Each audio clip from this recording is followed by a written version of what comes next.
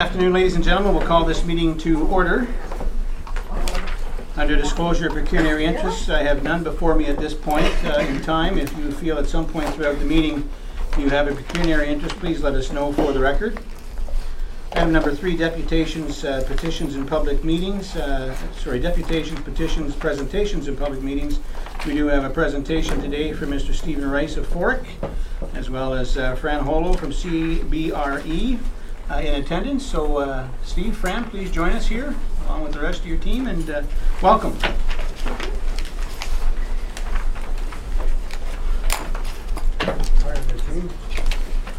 I'm just going to do a very quick intro before we turn over the floor to Stephen and Fran. And I also should mention Courtson is also here for it. I just wanted to remind Council the goals, why we undertook this project and what we were hoping to achieve through it. Number 1, we were hoping to identify the potential services and facilities that could be included in a community hub. We wanted to develop a recommended program based on analysis and stakeholder input for the community hub. We wanted to confirm that the site on the southeast corner of Main Street and Beck is a feasible site to consider moving forward with.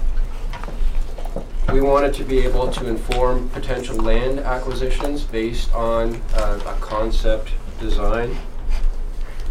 We wanted to provide preliminary estimates for order of magnitude capital and operating costs and the incremental economic impact benefits from the community hub on the downtown. Ultimately, we wanted to position the town for issuance of an RFP to retain the services of an architect to design the community hub. And finally, to provide the town with sufficient information to lobby for funding from other levels of government. So those are the main goals.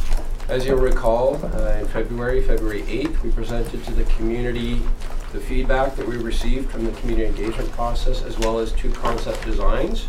We are not going to repeat any of that today. Today is about the next step in the process, which is the economic impact analysis. So I'm going to turn over to Fran. Thanks. And Steve. And Court, come on up here. Yes, sir. Thank you.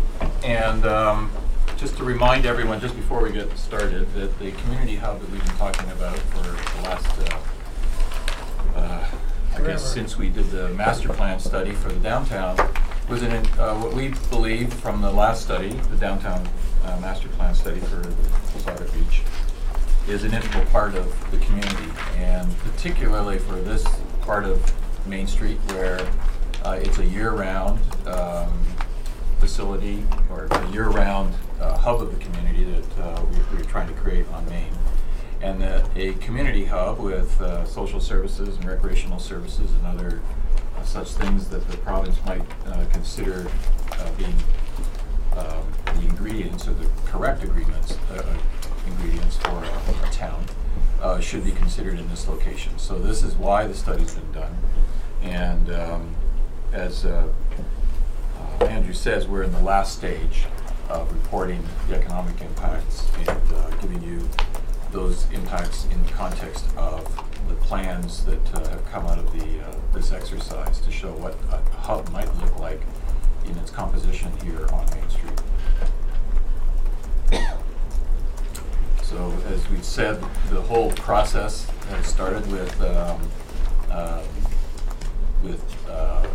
market analysis that CBRE have been continuing since they worked on the downtown master plan.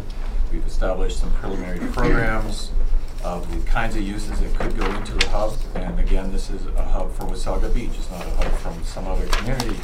So the stakeholders, residents, staff, anybody with a voice that wanted to be heard on this have had an opportunity to speak to it. And those inputs have been assembled and made part of the report. We are looking now at capital costs that this might involve, looking at development capital funding plans, and even operating costs, what the revenue would be from property tax or incremental property taxes, and how visitation and spending in the downtown might be stimulated by the mere presence of the hub in the downtown area. So in the end, it really is, what Fran's going to be reporting is an economic impact analysis of all those things and how might contribute to it. Here's the stage where we are at now. We've been through the discovery phase, we did the evaluation, and the program refinement is complete, and public needs are assessed, and we will now be tabling this as a report to the to council to consider the next step. I'll jump in here. So we first looked at the overall market analysis, bearing in mind that the community hub is really, it's two markets that we're going to be targeting, one being the resident market, the second being the tourist market. So in terms of the resident market, we looked at population forecast. We did this by, We did this by age group, etc. For Wasaga Beach. And here the numbers, you can see where we are today, 20,600 today, projected out to 27,500 by 2031. Those forecasts are based on the Ontario Growth Plan. But according to the folks here at the town planners and so on, it's expected that those numbers will be exceeded by 2031, and you're looking at population growth north of 30,000. So you're looking at basically it's going to be a 45 to 50% increase from where we are at today. In terms of the tourism market, here we use stats provided to, these are statistics provided through counts done by the park itself, whereby they convert the number of people parking and the use of the beach and so on. But we're looking at, generally speaking, about 2 million visitors today. And most of those visitors are same-day visitors. 80% of them are same-day, 20% of them are overnight visitors. As we move forward with the downtown plan, we start to introduce some new accommodation, new activities, the community hub included in there. We're targeting really an increase in the overnight stay, and also targeting a higher spend type of overnight visitor. So projections call for about 2.2 million in terms of tourism demand, with about a 25% increase in that overnight demand. So that's kind of the big picture in terms of what we're targeting in terms of who the market is. I'll turn it over. Okay, so we'll just recap a few of the two sort of options that really came out of our February 8th presentation. Based on our province's strategic framework and action plan, we all know that there's an importance of the community hub to be customized to the community that it's servicing. So what we've done is we've listened to all the voices that participated in not only the surveys, the stakeholder engagement sessions, but also the facility and town needs. And we've narrowed it down to two styles of concepts. We'll get into a little bit more detail after this slide, but what we want to show you in these two examples, the one on the left being the all-in-one, focuses on a somewhat suburban strategy where we're keeping the site and all the programs that we've learned from the community and the voices into a footprint. And that footprint is represented in that image. As we look on the right-hand side, we're looking at a more campus style where the programs are spread out a little bit more. So again, we'll speak more to the pros and cons in later slides, but this is really just to introduce these two concepts. I think the important thing to note here is what we said at the beginning, and that is this is not a hub that is sitting outside of the downtown core. This is a part of the vision for the downtown core is that it would be an instrumental piece of the downtown, and it would be an urban environment. It's sitting right on the streetscape of the street frontage of Main, and you're looking at two scenarios where we are exploring how this program of facilities, and all those facilities are what we described back in February, from cultural to recreation and community and library services and other supplementary services. So the real distinction between these two is that one is spread along a longer section of Maine to include the lands that the town already has ownership in, and deliberately done so that it would help to activate and animate the town square at this key location, still having a good portion of it over here on this other site. This one is more where it's all in one location, still an urban frontage, but you can see the difference is none of it is spilling out onto the town square except for this very end of it, almost like a flat iron building. What that does is it changes the way that this parcel of land needs to be brought into the equation. You can see here, that's the parcel of land that we would need. This is the building group. It's the mass of all these buildings that are here. And then that is the parking areas that would be required to serve this group of buildings over here. This group of buildings in this campus model is being served from within the block and also from the street fabric around it. The difference is, with the all-in-one, is that we need virtually the majority of the block to satisfy all of its needs, land area needs, parking needs, etc. A much smaller leftover piece of land is required here, or is not required, so that could be left alone. But it's doing nothing to really animate and activate the town square. So those were really the two scenarios that we found to be the key ones, and these are what's in the report for you to consider as a choice per se.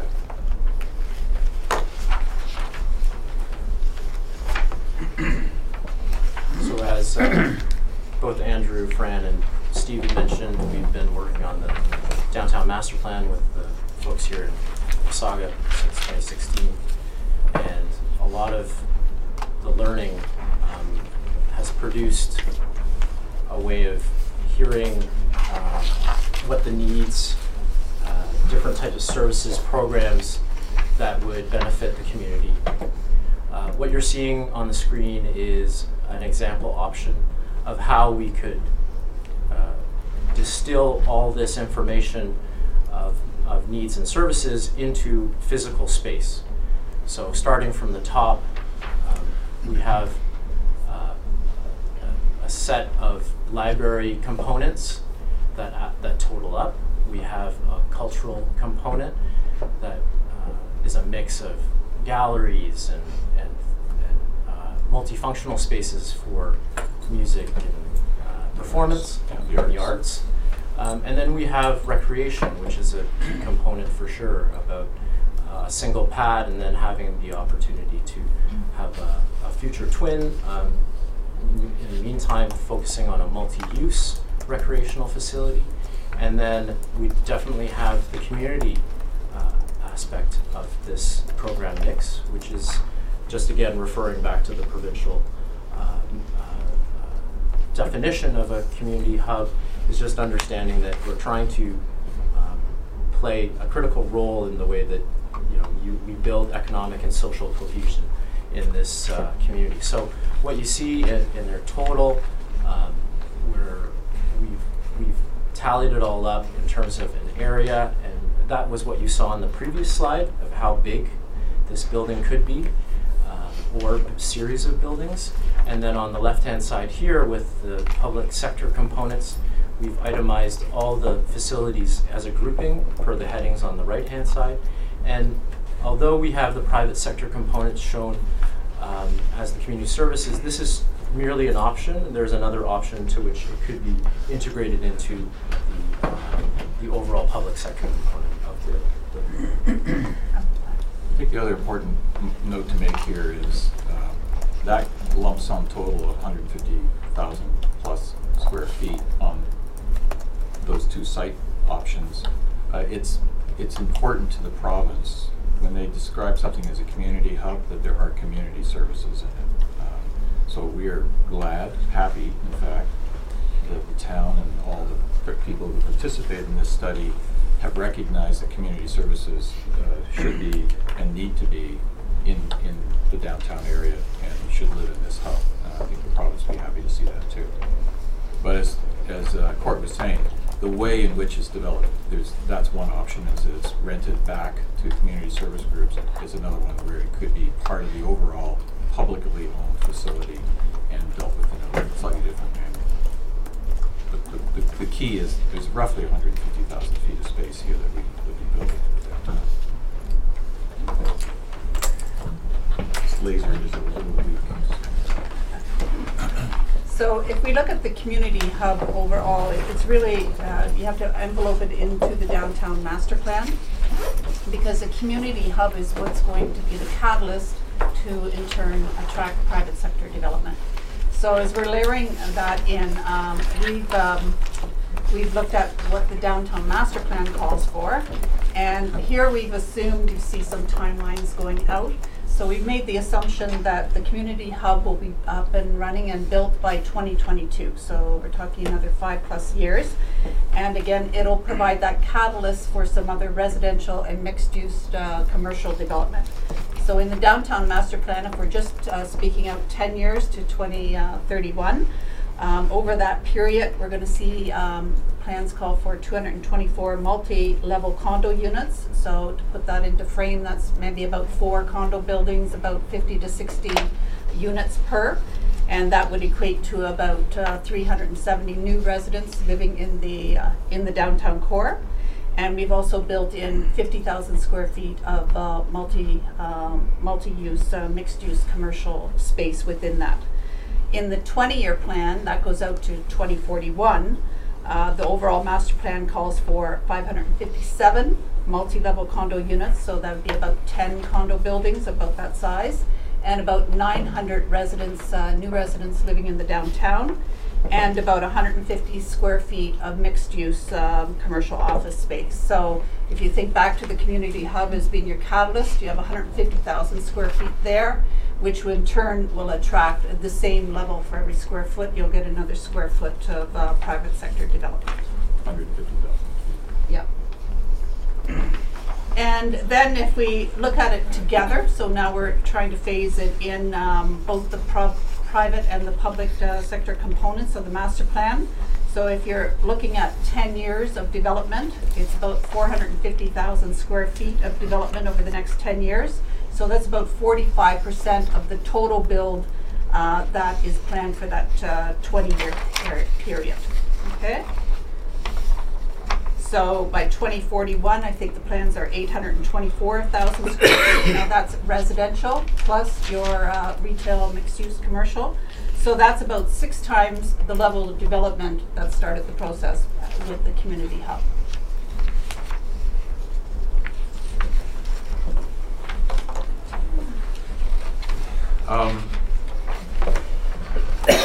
The amount of space that we go back to the 2 models. One is the campus model, which is all located here on the eastern parcel, and the the campus model has the stuff around the town square, but that acreage is mostly owned by the municipality. So the land we would need to build the campus model would be another 7 acres, including the parking, versus 11 acres of this piece of overall real estate in order to satisfy putting everything on that parcel. So there's a smaller residual piece left over, a much larger residual piece left over, depending on which option you go with. Okay, so now we've established the components, 150,000 square feet. The big question is, how much will that cost? We put together some comparators here. These are not meant to be, the level of capital cost, the level, what do you call that, A, B, C, D, E kind of cost estimates. These are really for budgetary purposes. So what kind of order of magnitude are we talking about for budgeting purposes? So we looked at some comparable libraries 11 of them that have been all municipal libraries that have been developed since 2010, all within Ontario. And you'll see a number of, there's a number on there that were built as part of larger buildings like the Cornell Branch in Markham, Kitchener Central Library, Milton Central Library. They were all, there's others though that were standalone developments. Probably the one that's the most comparable or maybe most familiar to everybody would be the new Collingwood Library. That opened in, was built in 2010, 30,000 square feet, cost $7 million. So that's about $233 per square foot. So what we've done is taken, because they all opened and were developed at different time periods, we've basically taken those dollars, inflated them to 2018, 2% per annum to get to a comparator, if you will. So in today's dollars, that Collingwood Library would be in the order of about $270+ a square foot. Another good example for comparisons might be the Bradford West Gilbury Library and Cultural Center. That was built in 2011, cost $12.4 million, and it's about $310 a square foot. Inflated today, that would be over $350 a square foot. It's a 2-story building. It's LEED Silver certified. It's a full-service library, town archives, reading areas, community lecture, performing arts space right within the library, arts exhibit area. It has a cafe, admin offices, a heritage center, a community a computer lab, etc.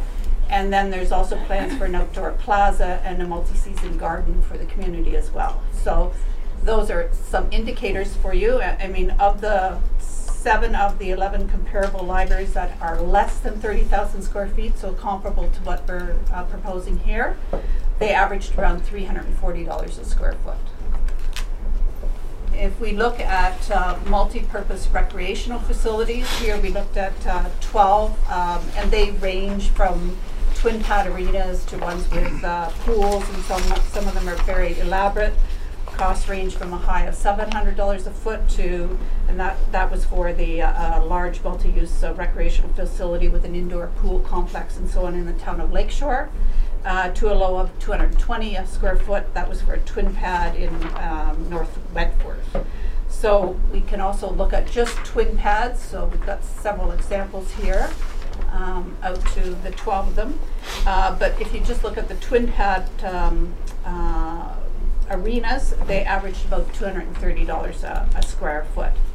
Again, Bradford West Gilbury is very comparable to what you're proposing here. Their leisure center came in at 160,000 square feet.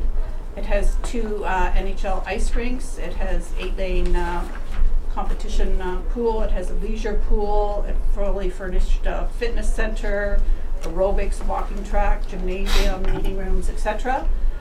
It was built for $35 million. Today, that was in 2009 construction. Today, that'd be around $42 million. So about $255 a square foot. So overall, twin pads only, you're talking about $230 a square foot. New builds about $300 a foot. If you take out the ones with the pools, maybe about $260 a foot. So when we look at, we've then just applied that to our program, looking at some of those averages. So again, here we're talking about capital budgeting purposes. Until you have a detailed facility program, you can't come up with the true capital cost of what you're building. But And this preliminary design. and its design as well, and your land and everything else that goes with that. But here we're looking at a library at about $350 a square foot, so that'd be $10.5 million. Sports facilities about $290 a square foot, $26 million for the program. The cultural facilities $350 a square foot, $5.2 million, and the community services about $215 a square foot, so another $3 million there. So the total program itself, is about $300 a foot. It would come in at around $45 million. So included in those costs on this program are some of the impact assessed land values for the lands that would be acquired as well. So in the order of about $45 million. then when, again, looking at the bigger picture, now we're looking at the downtown master plan overall and the program that I spoke about earlier. That calls for about $278 million in capital investment, of which about 45%, as I said, would come within 10 years out to 2031. So an investment of $45 million in the community hub would be a catalyst for a further $240 million in capital investment in and around the downtown. So for every public sector dollar put in, you're talking $550 being invested by the private sector. Okay, so then next question, how do we pay for it?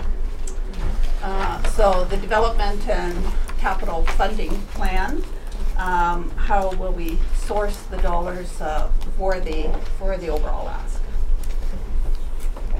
And the pros and cons of it. So we, again, the two models that you've been given to consider, each of them has pros and cons, and the cons are actually fairly short list, and not everything is a deal breaker. But on the con side, both of these have very different characteristics. The all-in-one, where we spread this across a longer stretch of the, where it's spread over just the eastern property, tends to be a bit of an insular. If we're not careful, it can be very insular. People will come and do recreational things, get in their car, go back home. The library's in there as well, so it's also doing, it's very effective and efficient to get in and out and then go back to whatever you were planning for the rest of the day. The campus plan tends to be more like the university campuses we see around Ontario, where they're actually part of the fabric of the community and they spread people out. And remember, going back to our master plans for the downtown, one of the reasons this hub is here is we want to generate traffic in the downtown core, foot traffic, people meeting friends and running into old acquaintances, or people who are new to town coming here for an event and seeing more of what's going on in Wasaga Beach, particularly this section of Maine. So, the more we could do to integrate the foot traffic into the rest of the downtown area, it makes it be less insular and less introverted. So they're both contributing, but if we're not careful, the one could tend to be a little bit just a little, as I say, isolated, even though it's right on the main drag. Both of them have great opportunities for creating a statement on the main street. This is your town. You're going to have a huge impact on that section of Maine and the architectural style and the flavor. And it will really, it's an opportunity for the town to have a reflection of itself in the way that it chooses the look and feel of these buildings. They're not, a few blocks back on another piece of land that most tourists or first-timers to the town would never see. So this is a great opportunity to expose something that you would all be proud of on the main drag. They each have some challenges with respect to parking, but we believe that can all be solved. There's really very little negative about them. It's really the pros are a little stronger for one than the other. But again, the devil's in the eye of the beauty's in the eye of the beholder. The devil might be too. Beauty's in the eye of the beholder, and I think you all have to look at those two options and consider what you think is the right thing for downtown. And then into the funding. So we have somewhere in the neighborhood of $45 million in public sector dollars that we need to kickstart the program, which in turn, as I said earlier, will then be the catalyst for that private sector development of another $235 million over the first 10 years or so. So if we look at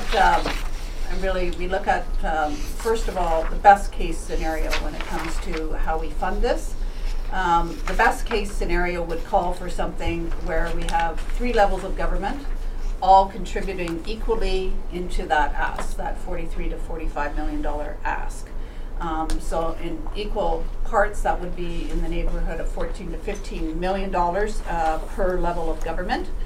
And then we know that the town currently has a tax base in the order of about $20 million.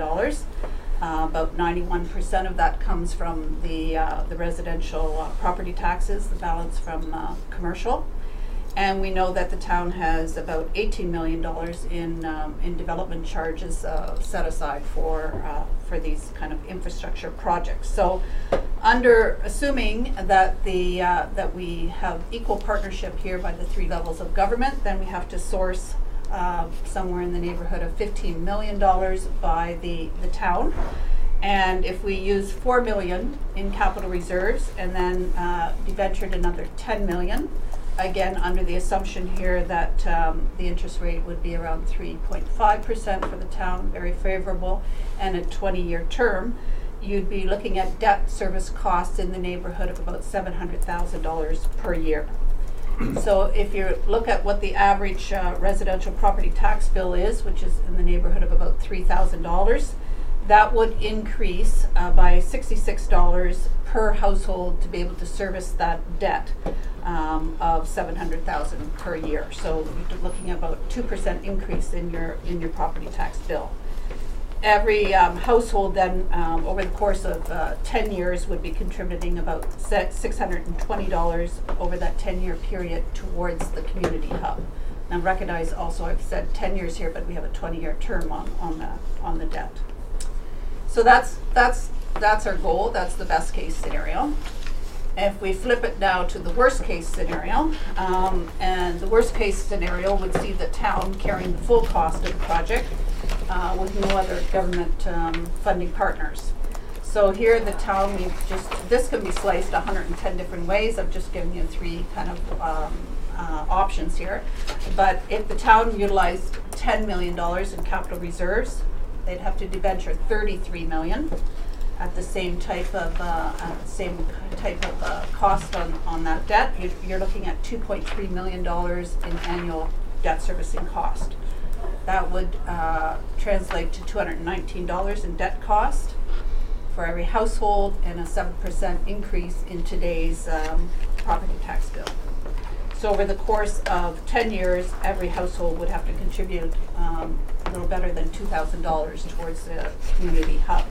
So you can see, to realize the project, there's definitely a need for some partnerships here. So this is just to give you a middle of the road option now. So let's assume that we only do, and again I say this can be sliced in many ways, but if we only did the arena and the library, you're talking about $37 million in cost, and we phased in the next part of it in a later year, but just to kickstart this, that's $37 million, and if the town had to bear the cost of 2/3 of that and outsourced 1/3 of it to other government funding agencies, and you use $10 million in your capital reserves, you'd have to debenture another $15 million. The debt service cost would be in the range of about $1 million a year, and that would add $98 to everybody's tax bill. So about a 3% increase and about $920 per household contributing over 10 years towards the community hub itself. So that's the, and I said, this can be many different versions of this, but just to give you an order of magnitude, it's very important here as we move forward that we need to have some partners in terms of other sources of that public sector dollar. One thing to consider, and when we were talking about the pros and cons of the two scenarios, the one where we spread more of the program of development across Main Street takes us into the town square. The town does own land there, and that's a real advantage. That cost of land is something that the town could contribute to offset the funding requirement. So there is a reason, a financial reason to think about that. It's also got some other attributes that I think are worth considering. But when you start to put all the complexion of all of this together, you do own land on Main, so it does somewhat make sense to use it. But it is a slightly different character from maybe something that people were imagining. So that's why we gave you the two scenarios.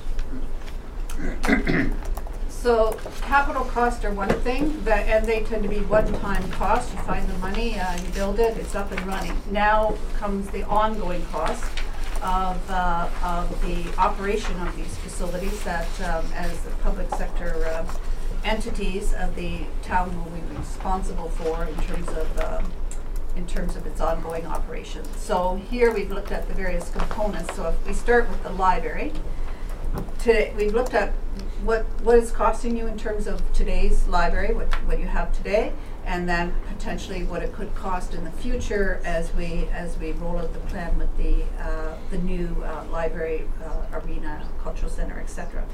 So the current Wasaga Beach Public Library is 4,500 square feet. It's open 50 hours a week. It has 11,000 card holders, circulation just better than 100,000. There's 4 full-time staff and 10 part-time positions currently. And the operating subsidy required today is in the order of about $500,000. That equates to about $24 for every man, woman, child living in Wasaga Beach today. So that's 20,600 people spread over. The new library is going to be 30,000 square feet. That's the proposal. It will include the Town of Wasaga Beach archives, some spaces for studying, meetings, specialized learning areas, maker labs, new technology, educational partnerships, and so on. And as we roll through what that means in terms of staffing, we see the staffing, first of all, operating hours increasing to at least 60 hours. I think you're closed on Mondays and so on. There's no need for that now at the community hub. Open 60 hours a week. Will require 7 full-time equivalents and 12 part-times. And the circulation will increase to better than 150,000. The operating budget, when you roll this through, is about 1.3 million. So about twice on a per capita once you roll it out to the number of people living as we get the operation up and running. So just as the capital numbers in terms of our budgetary and purposes, these are also budgetary in purpose because we don't have a full program that goes with this, so it's to give you an indication of kind of the order of magnitude that you'll be talking about in terms of operating subsidies. Okay. Next we look at the arena. Today we have Wasaga Stars Arena. Everybody's probably been there many times. It's 27,000 square feet. And we worked through kind of how many people are using that library, arena, how many people are participants and spectators coming to it today. There's about 61,000 people enjoying the Wasaga Arena today. It has a prime time utilization factor of about 72%. And today we have 4.5 full-time staff there and another 1.5 part-time staff. And the operating subsidy is in the order of about $240,000 after we have some revenues and our expenses there. So it's costing about $12 per capita or about $9 a square foot to operate the current arena. As we move into the new arena, first of all, we have a new single pad arena proposed at the community hub. It's estimated to be 32,500 square feet, and it'll attract about 81,000 participants and spectators by 2031. And it will be twinned with a potential eventual second pad, but in the interim, it's 38,500 square feet of multi-use space that will be used for team sports, tennis, pickleball, walking, running tracks, some fixed seating for major events, and it'll attract in the neighborhood of about 75,000 participants over and above what the arena is, the first single pad is attracting. So the operating budget for that new community hub is projected to increase by about 160% or thereabouts to about $630,000 or $23 per capita, and attract in the order of about 156,000 participants and spectators. So the full-time and part-time go up. And you meant arena. Did I keep You saying? said community hub. Okay, all right. It's part of the community hub. Then we have the cultural center component. Well, today we don't have a cultural center. So this one is a big what if in the question mark. We based our projections here in terms of something in the neighborhood of a 400-seat multi-purpose performing arts venue and 2,500 square feet of art gallery. So you're talking overall about 15,000 square feet. And we just looked at what would be the typical program in a center of that size, with about 100 event days of Wasaga produced events, touring product coming in, meetings, social events, and so on. So as you're going through, we're looking at operating subsidies here in the order of about 600,000. So each of these kind of, if you look at the library, the arena, the cultural center, they're all kind of in that $24 per capita range. And that's those are similar operating subsidies that you'll see in other communities with that type of venue. But until the programming's in place, these are, again, order of magnitude. So when you start rolling it all up, today our operating subsidies for the library and arena, that's costing us about $750,000 in operating cost, about 3.7% of the town's current operating budget. Once you roll in the library, the sports, the cultural facilities, and so on, you'll see that increase by about 240% to $2.6 million by 2031, and that would represent about 12% of today's operating budget. So the difference between what we're paying today and the future with the new community hub, you're looking at the range of 1.8 million in additional cost, and these costs are not one-time costs, these are costs that are annual cost. So we need to be able to fund that as well. So as I said, that incremental cost per household is in the neighborhood of about $153 per household. So we looked at what, as we roll out in terms of population, the assessment base, and so on over the next 5 years before this opens in 2022, the town's tax base is projected to grow about 17%, upwards to 24 million by 2021. So that's an incremental $3.5 million in tax base, which should be able to offset the 1.8 required for the operating subsidies for the combined community hub services. Okay, so then we have some activity happening downtown. So this is the downtown residential development that calls for those multi-level condos being built downtown over the next 20 years. So we looked at what would that mean in terms of more property tax dollars in the generated by that downtown development, and at about $1,500 per unit in taxes in years 1 to 5, that would mean that over the 5-year period, we're looking at cumulatively about $5.5 million in incremental property taxes. And over the 20-year plan, as we roll out to those full 557 multi-level condos, you're talking about $14 million in property taxes accumulated over the course of that 20-year plan. And in terms of the retail, again, this is the 150,000 square feet of new development coming in on the main street following the community hub. That in turn will generate about $2.6 million over that 20-year plan cumulatively. So what does it mean in terms of activity? So now we want to sort of look at what level of visitation and so on we can expect to be generated by the plan itself.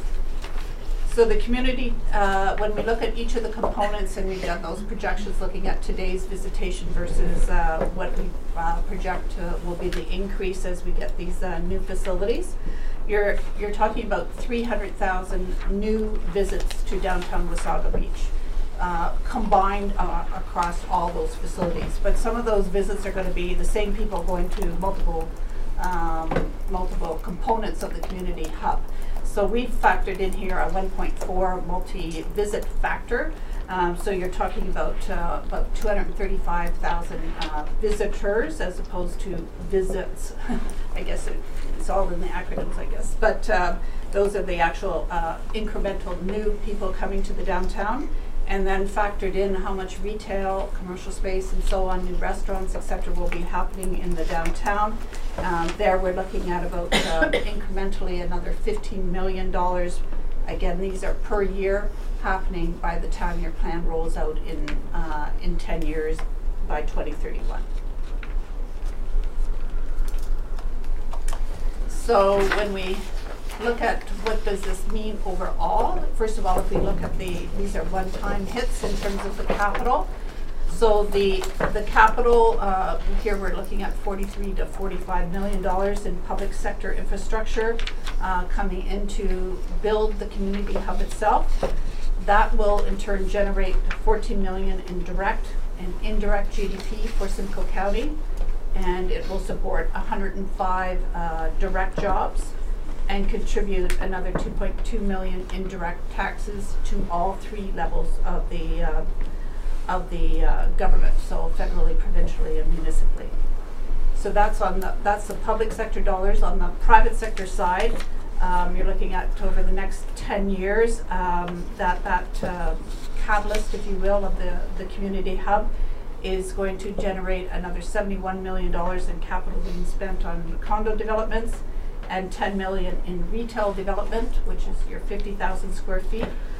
So the private sector investment of $81 million is going to in turn generate significant dollars, $27 million in direct and indirect, 200,000 or 200 plus direct jobs, and another 4.2 million in indirect taxes. So it's basically a 2 times factor when you're looking at what your initial investment is to what your private sector investment will be resulting from it. So that's the one time. These are then the spends that are happening annually. So we looked at that in terms of the first left-hand side there is the incremental spending to the downtown by 2027. There, earlier we talked about 6.7 million in incremental spending by those 200,000 plus visitors coming to the downtown, and how much that will contribute. So that's 3.8 million and 46 direct jobs and another 1.4 million in direct taxes. And then just taking it out as we develop further in terms of the square footage of retail we have downtown and more residential development, you'll see those numbers again climb to another 8 million in terms of direct and indirect spends and 128 direct jobs. So if you kind of roll it all up together, that initial investment of 45 million, and hopefully again best case scenario is 15 million by the town of Wasaga Beach. You have that, and then you have another 1.8 million in terms of annual operating cost. That in turn by 2031 will attract 80 million in private sector development, another 15 million in annual spends, 128 new jobs, and 3 to 5 million in direct taxes to all levels of government, bring in another 370 people living downtown, and 200,000 plus people visiting within the downtown itself in the next 10 years. That's the end of it. There's no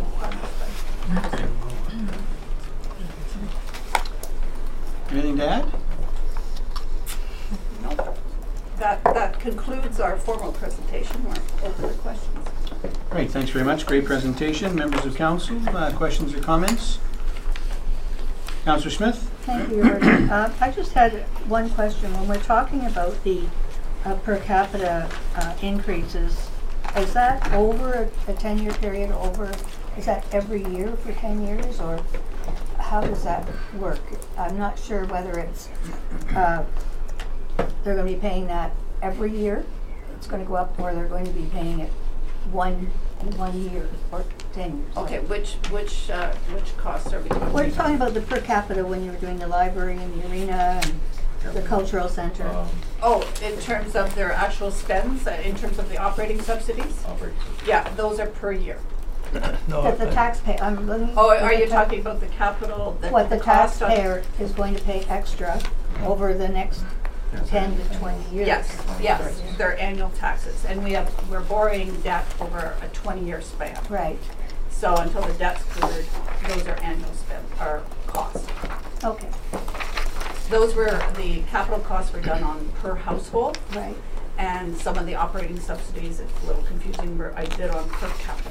okay. Okay. Just so the average per year, once you add up all these per capita, you've got 48, 23, and I just want to make sure that we know how much. To cover the. That's going to be the one question, how much is it going to cost me my taxes to do this? Right? Yeah. So we're, So, yeah, the cost, the tax question, I've related that to the carrying of the capital debt, but I didn't bring it back to the actual dollars on your property tax bill, because I saw the increase. So we have today, we have 750,000. We're going to have to spend another $1.8 million. The difference between what we're spending today in operating subsidies and what we're Right. spending in the future.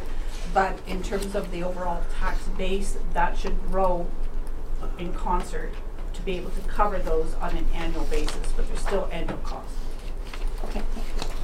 Councillor Belanger? okay, I sort of had the same question. I don't know if you really answered Bonnie's question.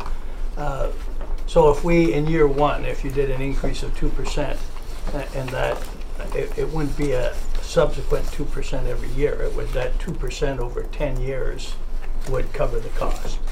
So in other words, it's a one-time increase, but they pay it on an ongoing basis. They would pay it on, yes. Now, if I'm reading this right, though, you did that calculation based on current households.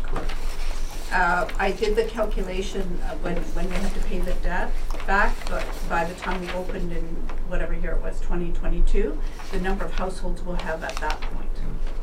Okay, so, but that would be a difficult formula because they're going to be increasing over time. Yeah. So you just did a Yeah, I based it estimate. on today's 2017, what your current average tax bill is, and then what your cost of debt will be, just added that to your 2017 property tax bill.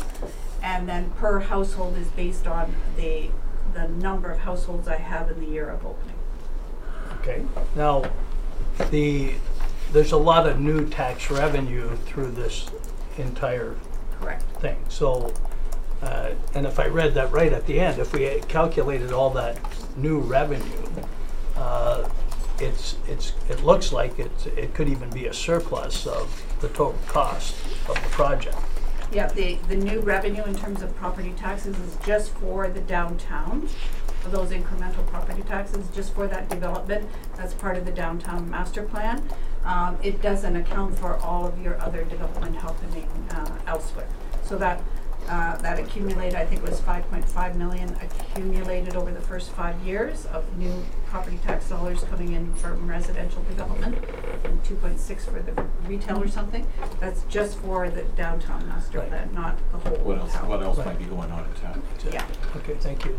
Councillor Eagle? Yes, thank you, Mr. Chair. For you, I just noticed here under the Wasaga Beach Arena, you have down here, this new arena will be twinned with purpose-built, eventually a second ice surface. This 38,000 square foot multi-use space to be utilized for team sports, pickleball, walking tracks, running tracks, and fixed seating. Now, did you leave it at fixed seating because there was no estimate of how many seating would go into that operation? I can't remember how much seating's in it.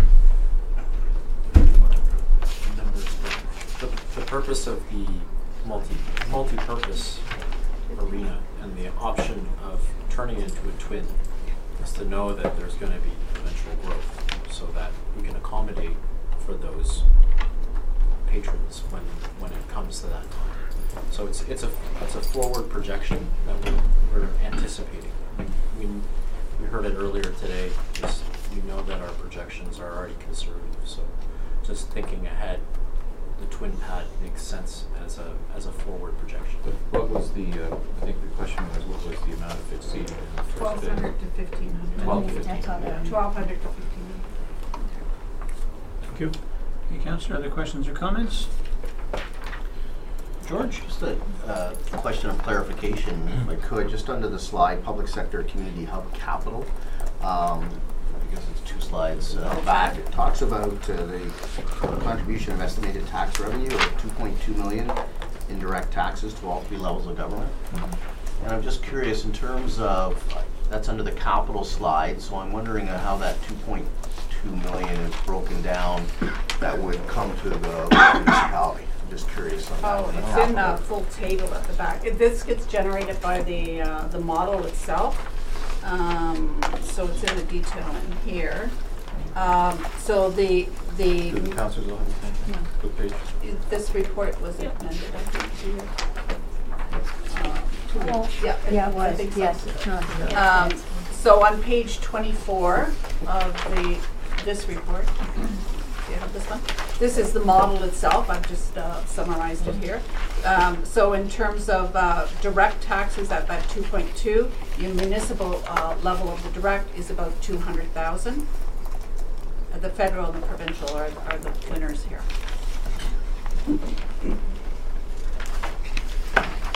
So that, if I may, Go ahead, Your George. Worship, that may be building permit fees and other things that it's just lumped in under Yeah. taxes? Under That fee. direct taxes, Okay, yeah. that clarifies. Okay, thank you. Other questions or comments? All right, thank you very much. Oh, you did, okay. Go ahead, Councillor. Just further to Councillor Ego's comment.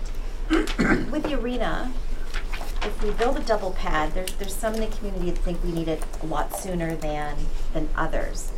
So if we build up a demand in this multi-use facility for pickleball and indoor soccer and all these great things, and 2 years, 5 years from now, we need to open up our second pad, do we factor in building another indoor arena so that we can continue with our pickleball and our, should we be, if we're planning 10 years and 20 years out, I think we should be maybe thinking about that, because I think we're going to need that double pad a lot quicker than,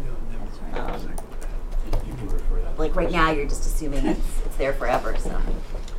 So I would make the assumption if we're preparing this, we're building this building to be prepared for a double ice pad, that we're going to insert on the build, the ice making equipment, so on and so forth for future down the road, correct?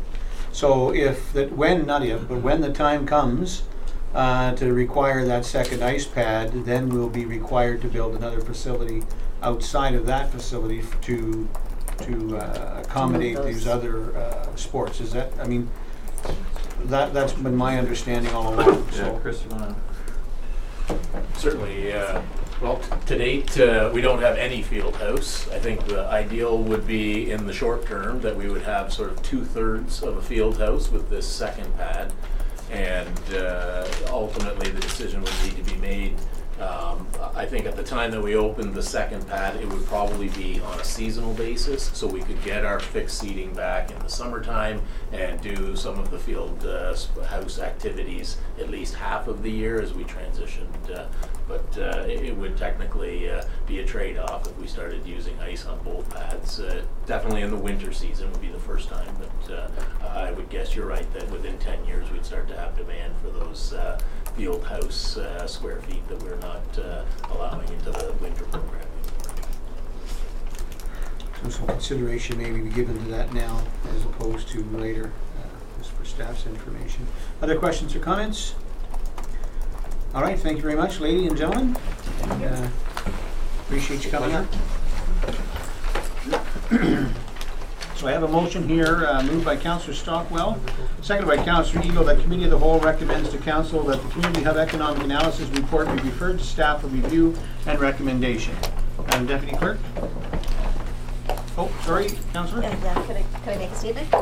I was at the library board last night, and that was their first chance to kind of go through this presentation. They had a number of questions, a number of concerns, and I just wanted to check what the best way for them to raise those concerns and how they would be addressed, and the time frame for them getting input into the next steps of this process. Andrew? Yeah, Chris, I don't know if you want to Chris? chime in as well. So through you, Mr. Mayor, Jackie and Pam from the library have been working quite closely with staff as we've developed all of this work. So their input has been dialed into everything that has been done. We have engaged the library board once, and we can certainly come back and provide these details to them. I think the quick answer to that, though, is if the library board has some questions or concerns, they can reach out to you gentlemen at any time. Absolutely. All right. Any other questions or comments before we call the question? No? All right. Madam- Actually, I guess one that wasn't, what's the timeline to get those questions to you? Because the library board typically meets once a month. We met last night. So I'm not sure when the review and recommendation, or the review obviously will happen going forward, but when do we expect those recommendations to come forward so that we make sure that we... Yeah, so I think both Chris and I are ready to start writing the recommendations, so the sooner that we have those questions from the library board, the better. Our target, and we can certainly push it if there's a reason to do so, was to try and come forward in April with a recommendation report. It can be general government, it can be CAL. You know, we can be flexible on that, but the sooner we hear, the better. So we've got lots of library folks here tonight, and hearing this loud and clear. So tomorrow will be great. Yep. All right. Madam Deputy Clerk. Thank you, Worship. Having heard the question, we'll call for the vote. Councillor Boulanger? In favor? Deputy Mayor Bifulci? In favor? Councillor Bray? In favor? Councillor Ego? In favor? Councillor Smith? In favor. Councillor Stockwell? Favor. Mayor Smith? In favor? Vote of 7 in favor and 0 opposed. The motion is carried. Thank you. Moving on to item number 4 of the agenda, unfinished business. Any questions or comments with respect to that from council? Councillor Bray? Yes, through you, to the CAO. Item D, the notice of motion forming the housing committee. It's dated December, and I just wondered when we could expect to see that on our agenda. Thank you, through you, Mr. Chair. I'm hoping to have it to the April council meeting. If I can make the March, I'll try that, but it'll be the April at the latest. Other questions or comments? Seeing none, moving on to item number 5, new business. Director of Economic Development and Tourism's report dated March 20th, 2018, Community Hub Economic Analysis Report. You just did that. Sorry. There it is. I know I read Good, it. thank you. Moving on to, it's okay. Moving on to 5B, Beachfront Management Board minutes. Questions or comments on the minutes? Councillor Bray? Yeah, just a quick question. There was a motion that the Fire Fit event subsidy be deleted. Is the Fire Fit event taking place this year in Wasaga Beach?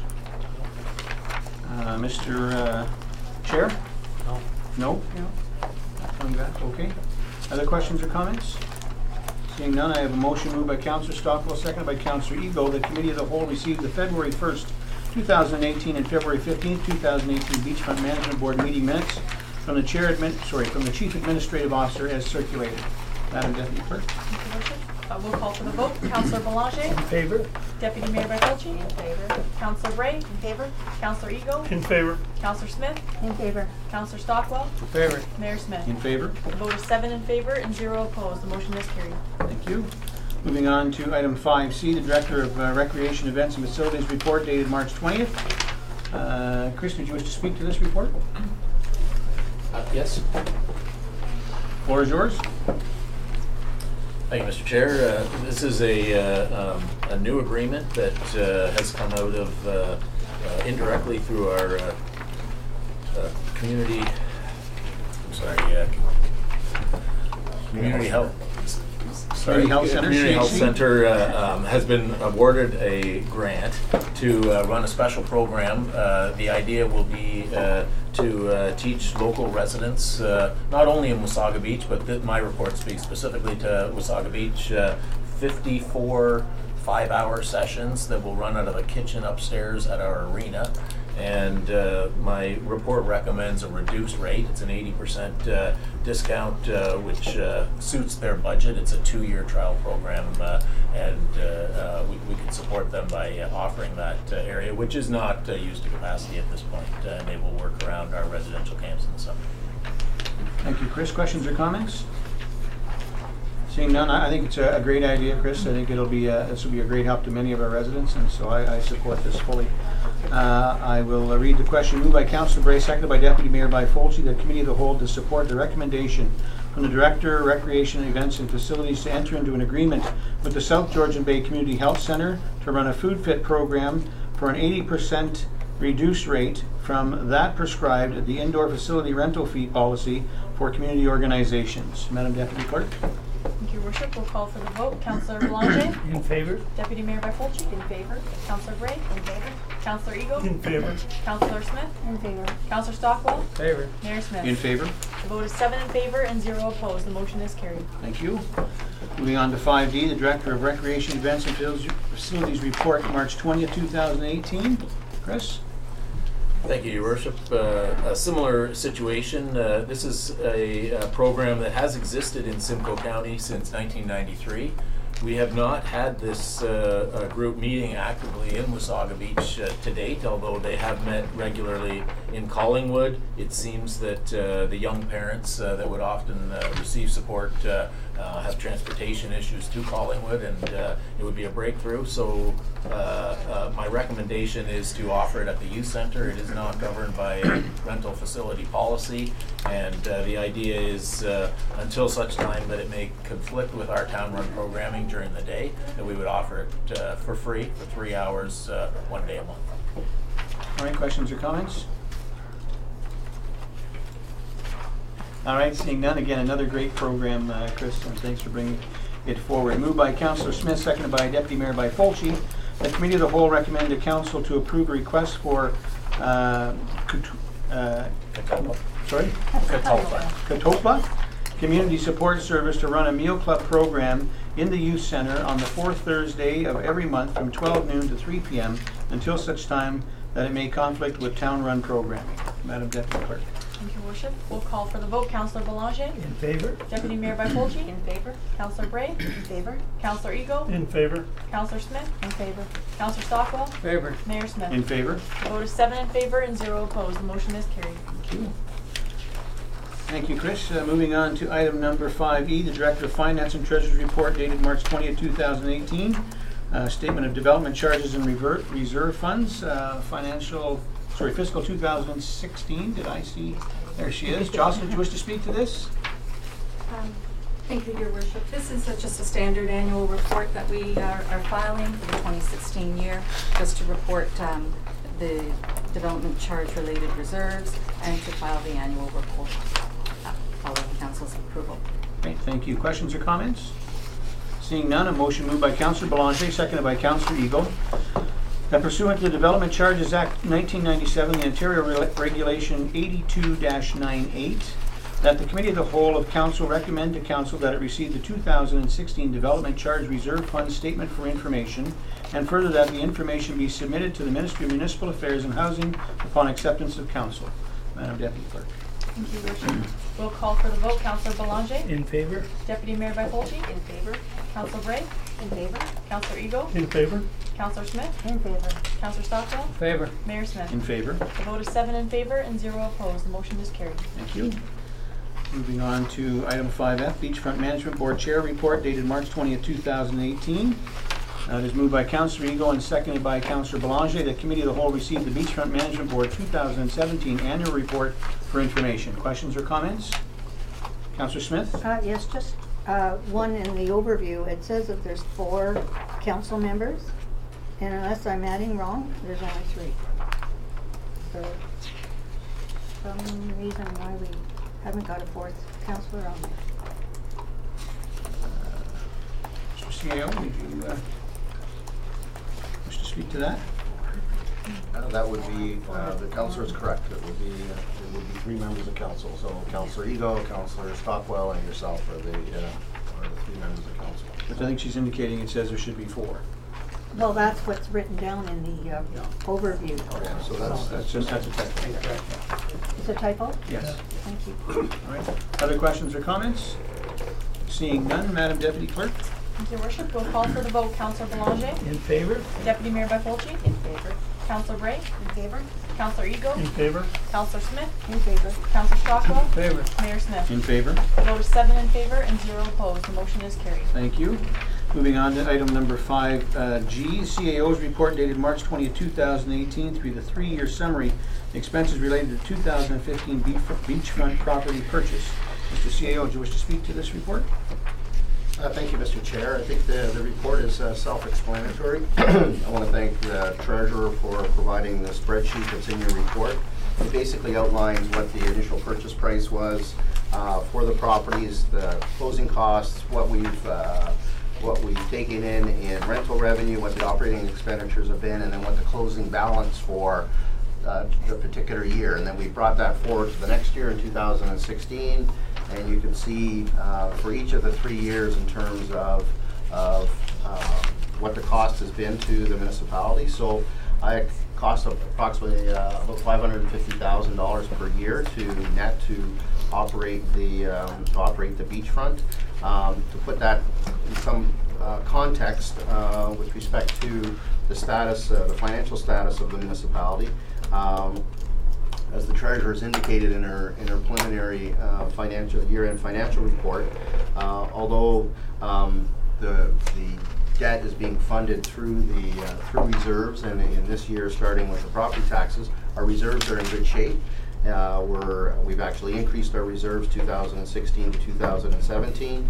Our debt has been reduced from 2016 to 2017, and our debt repayments are low. So just to provide a context, yes, there is a cost to operating the beachfront, and it's laid out there, but when you put it in context with respect to the overall financial health of the municipality, you can see that the municipality is in good financial shape. Thank you. Thank you. Questions or comments?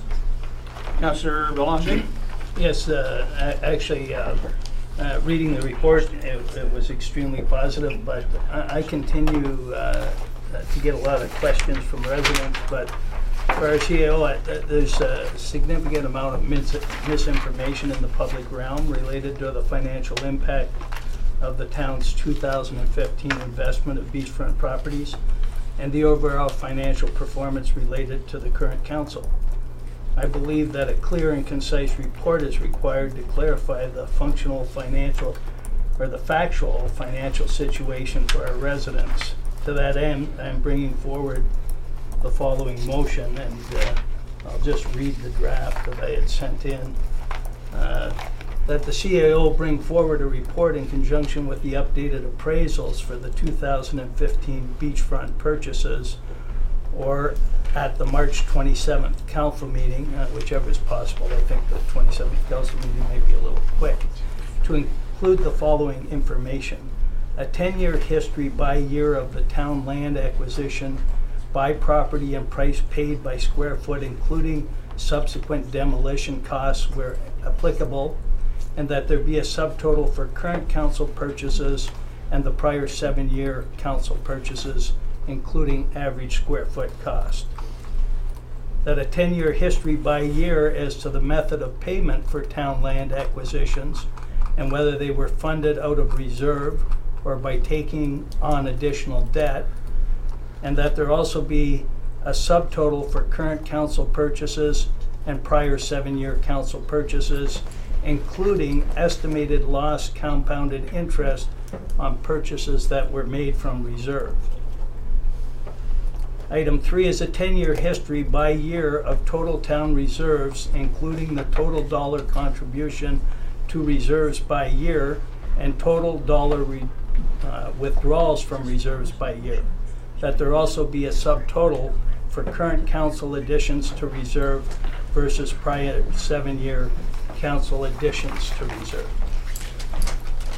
And I am confident that this information, in conjunction with the updated town-owned beachfront property appraisals, will clearly demonstrate that the acquisitions were a sound investment for both our community as a whole and for the #1 industry, tourism. Not only has our property investment of 13.6 and the additional enhancements of approximately 2.2 million, which included interest payments, I believe, for that time frame, to a total of 15.8 million, has already resulted in significant increased tourist visitations, increased economic benefit for the town, but it will also prove to have generated a healthy rate of return through the increased land values in recent years. So I'm anticipating that the appraisal will reflect what we've seen over land values across our entire community. Furthermore, through this same time period, I am confident that we have significantly increased our total reserves at or above that of previous councils to a total of, I believe, George, it's 57 million.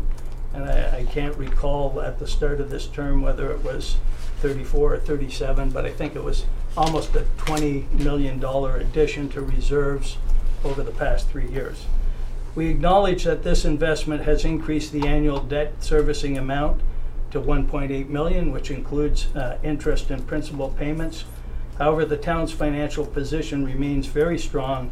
In fact, given our reserves, annual debt service charges of more than $6 million would be considered acceptable, and we're only at $1.8 million.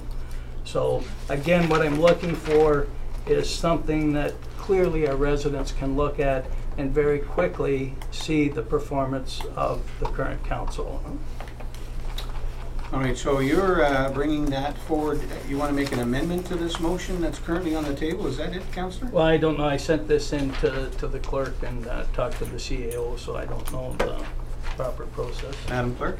So, Your Worship, the motion hasn't formally been read at this point, the one that was recommended by staff. So I'm not sure who the mover and seconder of that motion were, but if they're... Councillor Smith and Councillor Ego. Okay, so if they're in favor of adding this to the existing motion, we can deal with it kind of as one motion without doing a formal amendment because it hasn't been read yet. So if that's, if the mover and seconder aren't in agreement, then we can deal with it as a formal amending motion. Okay, so I have a couple of hands that I want to take questions from.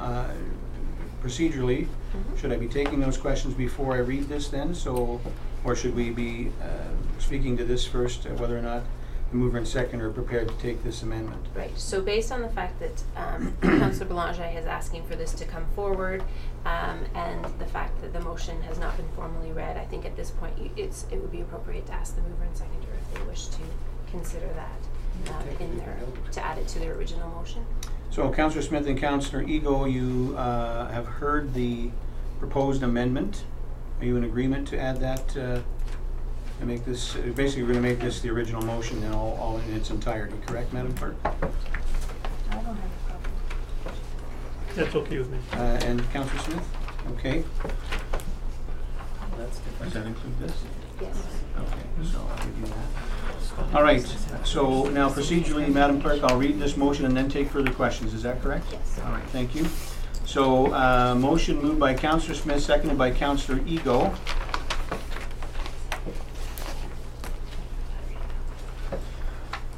That Committee of the Whole received a 3-year summary of expenses related to the 2015 beachfront property purchase for information, and further that the CAO bring forward a report in conjunction with the updated appraisals for the 2015 beachfront purchase at the end of the March 27th council meeting to include the following information: a 10-year history by year of town land acquisitions by property and price paid by square foot, including subsequent demolition costs where applicable, and that there be a subtotal for current council purchases and prior 7-year council purchases, including average square foot cost.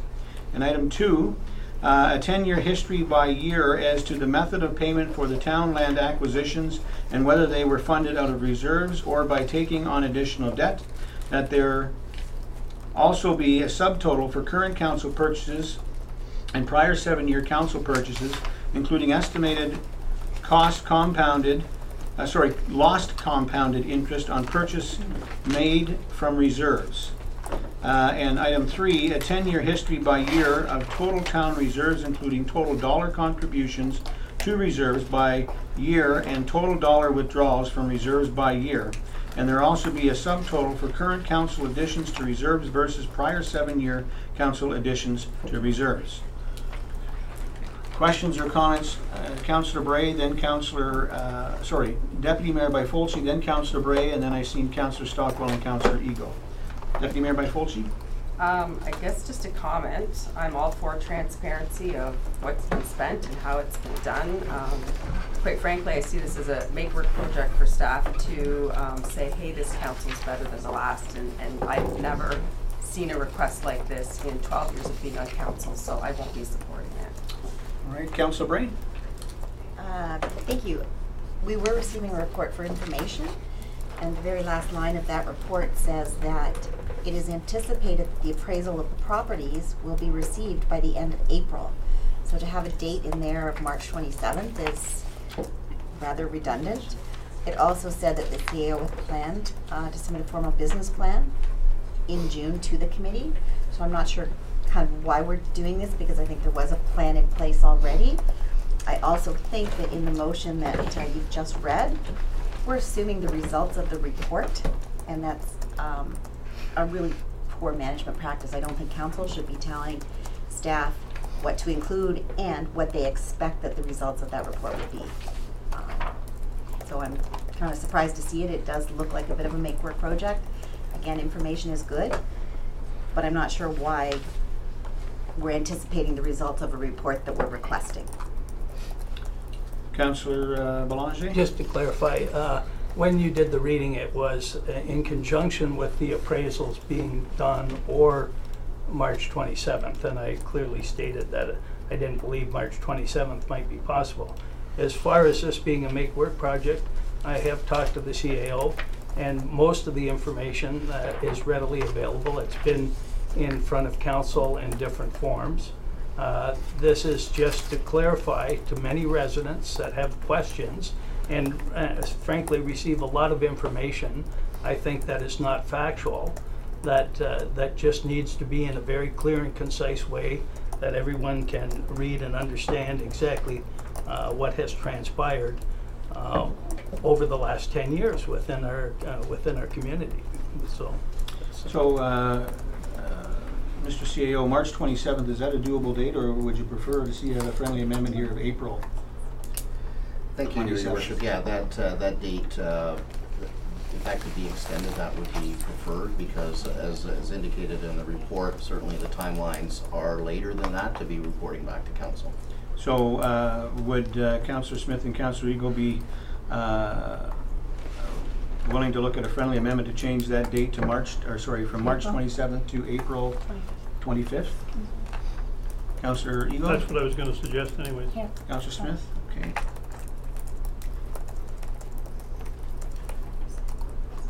All right, Councillor Stockwell? Mr. Mayor, my motion was to remove the date altogether, but now that's been usurped by what just happened, I guess. The only comment I would say is if we expect this to stop the misinformation on social media, I think we're dreaming in Technicolor.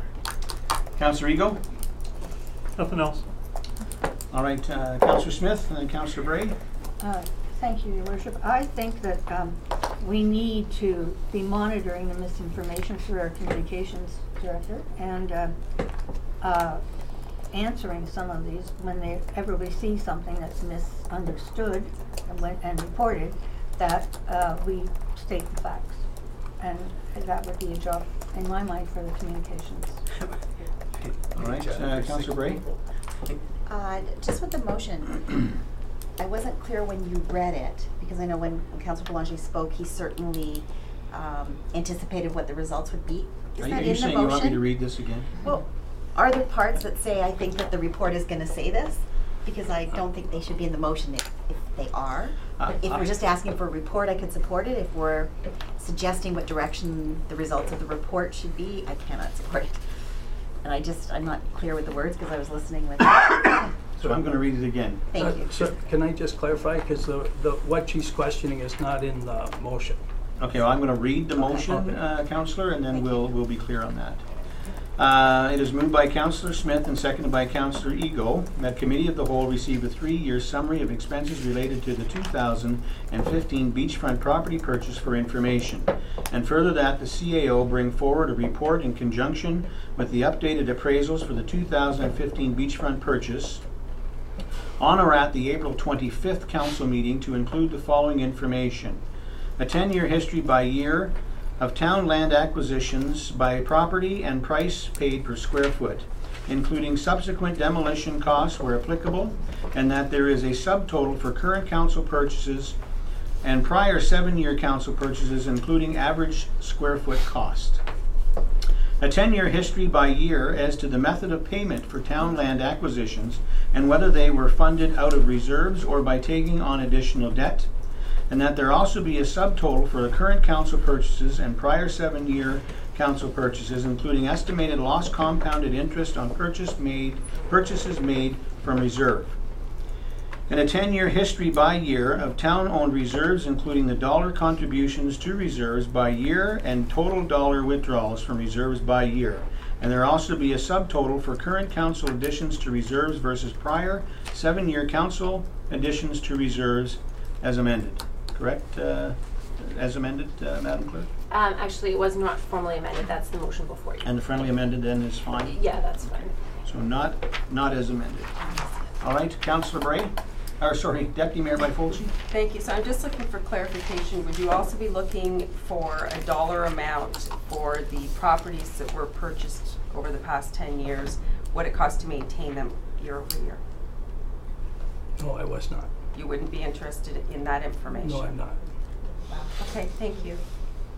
All right, Councillor Belanger? Just to clarify and respond to Councillor Bray's comment, I was giving my personal opinion as to what I believe is transpired over the current council related to our potential return on investment and also our contribution to reserves, and that was a personal opinion only.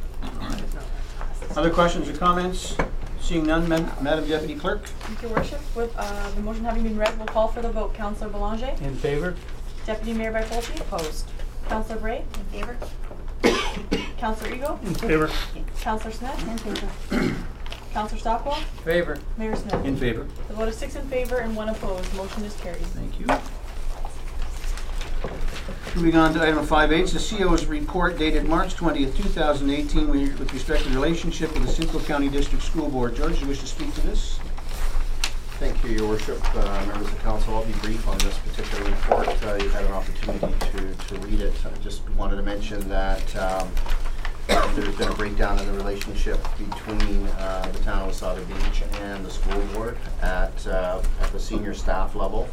There was a communication that took place between our Director of Economic Development and Tourism and the Director of Education.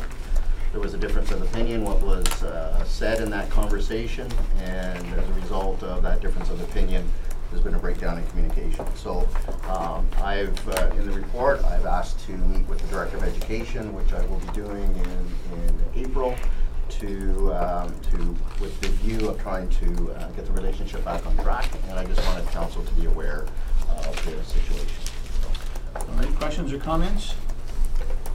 Seeing none, it is moved by Councillor Eagle, seconded by Deputy Mayor Byfolchi. The Committee of the Whole receives the Chief Administrative Officer's report pertaining to the relationship with the Simcoe County District School Board for information. Madam Deputy Clerk? Thank you, Worship. We'll call for the vote. Councillor Belanger? In favor? Deputy Mayor Byfolchi? In favor? Councillor Bray? In favor?